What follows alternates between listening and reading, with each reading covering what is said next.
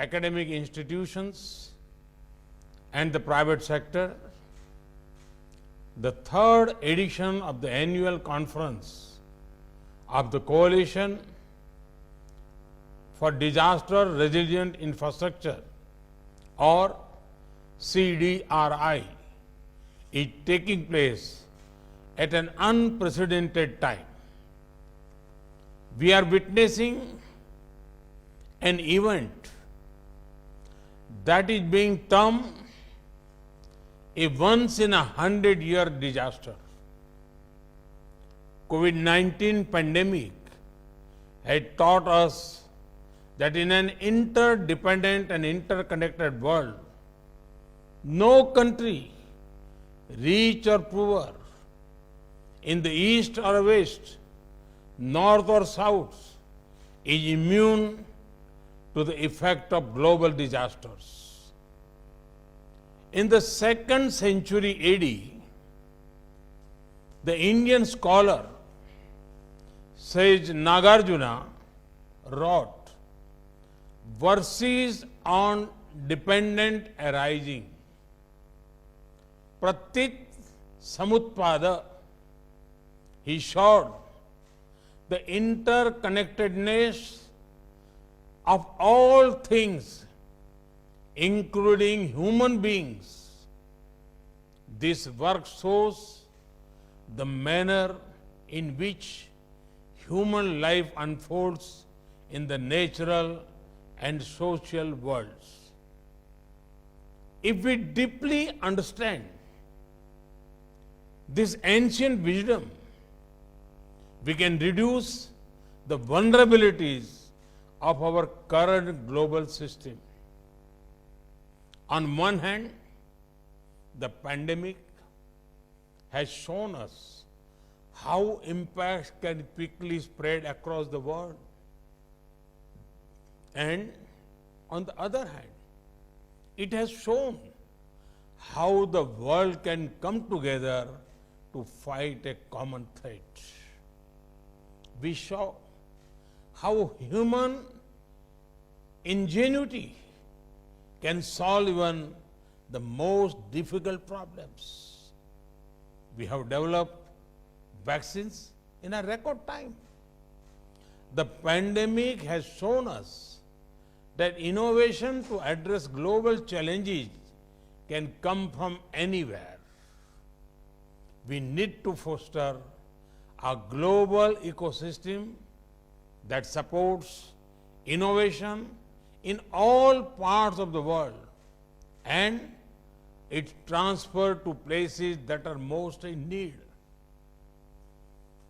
The year 2021 promises to be a year of swift recovery from the pandemic. The lessons from the pandemic, however, must not be forgotten. They apply to not only public health disasters, but other disasters as well. We have a looming climate crisis. As the UN Environment Chiefs recently said, there is no vaccine for the climate crisis. It will take sustained and concerted efforts to mitigate climate change. We also need to adapt to changes that are already being observed and are affecting communities around the world. In such a context, the importance of the coalition has become even more evident. If we can make our investment in infrastructure resilient, it can be a centerpiece of our wider adoption efforts. Countries that are making large investment in infrastructure, such as India, must ensure that this is an investment in resilience and not in risk. But as the events of recent weeks have shown, this is not a developing country problem alone. Just last month, the winter storm Uri knocked out around one-third of electricity generating capacity in Texas, United States. Almost 3 million people were left without power. Such events can happen anywhere. While the complex causes of the blackout are still being understood, we must learn lessons and preempt such scenarios.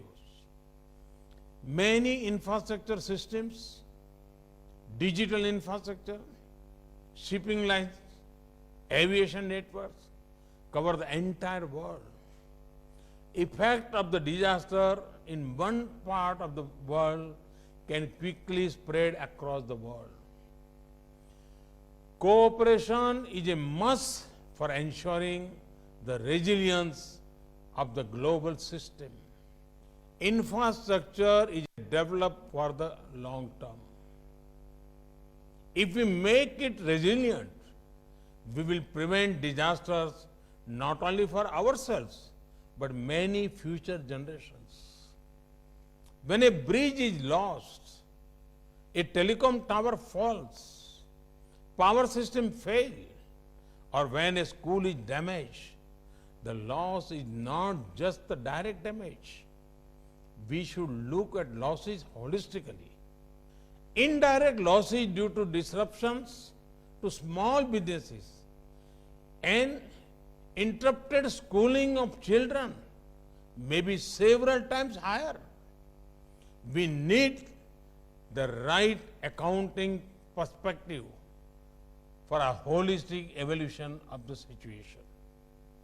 If we make our infrastructure resilient, we will reduce both direct and indirect losses and protect the livelihoods of millions.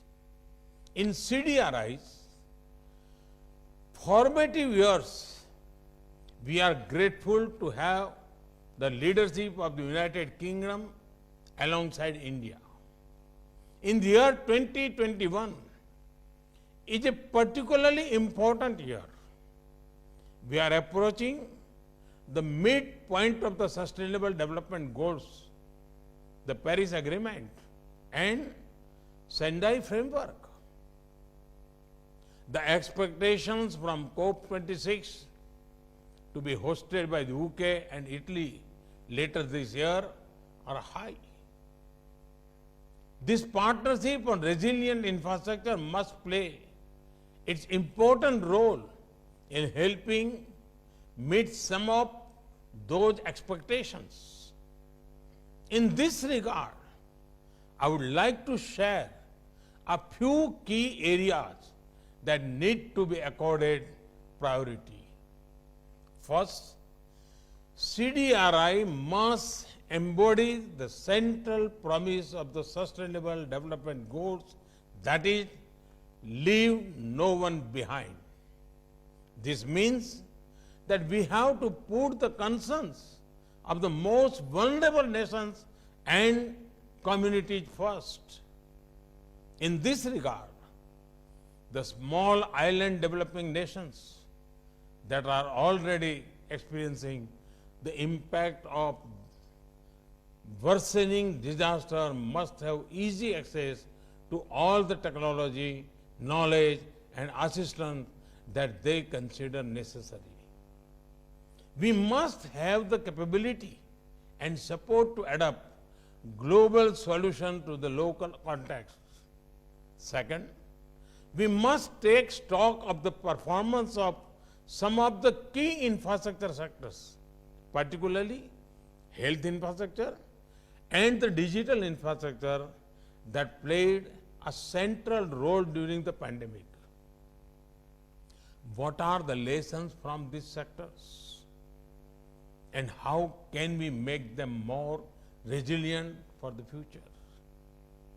At the national and sub-national level, we have to invest in capabilities for integrated planning, structural design, availability of modern materials, and a large number of skilled personnel in all infrastructure sectors. There is need for research and development in all these areas. Third, In our quest for the resiliency, no technological system should be considered too basic or too advanced. The CDRI must maximize the demonstration effect of the application of technology. In Gujarat, we built India's first hospital with base isolation techniques. Now, base isolators for earthquake safety are manufactured in India itself. In the current context, we have many more opportunities.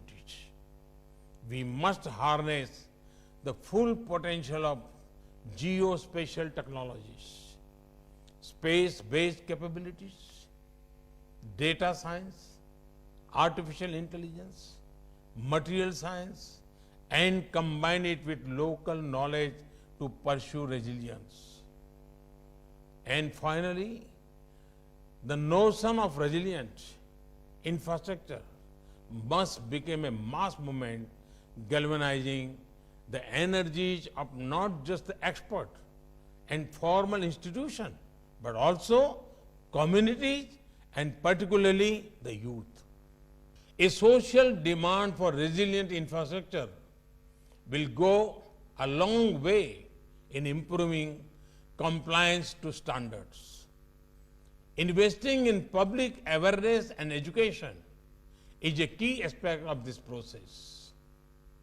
Our education system must enhance the awareness of locally specific hazards and their possible impact on infrastructure.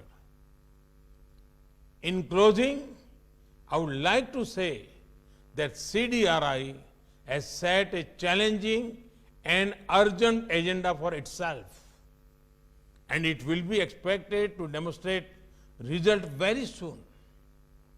In the next cyclone, in the next flood, in the next earthquake, we must be able to say that our infrastructure systems were better prepared and that we reduce losses.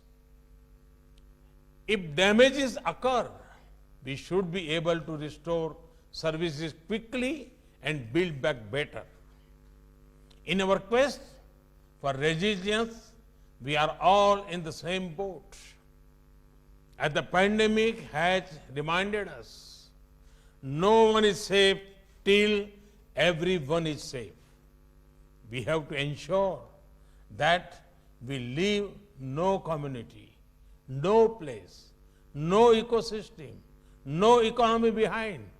Just as the fight against the pandemic mobilized the energies of the world's 7 billion people, our quest for resilience must build on the initiative and imagination of each and every individual on this planet.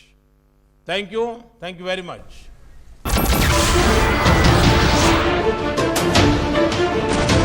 नमस्कार, मैं हूं मानक गुप्ता। अगर आपको हमारा ये video पसंद आया हो तो इसे लाइक और शेयर जरूर करें, और हां, हमें सब्सक्राइब और फॉलो करना ना भूलें ताकि आप देश और दुनिया की कोई खबर मिस ना करें। तो जुड़े रहिए हमारे साथ और देखते रहिए न्यूज़ 24।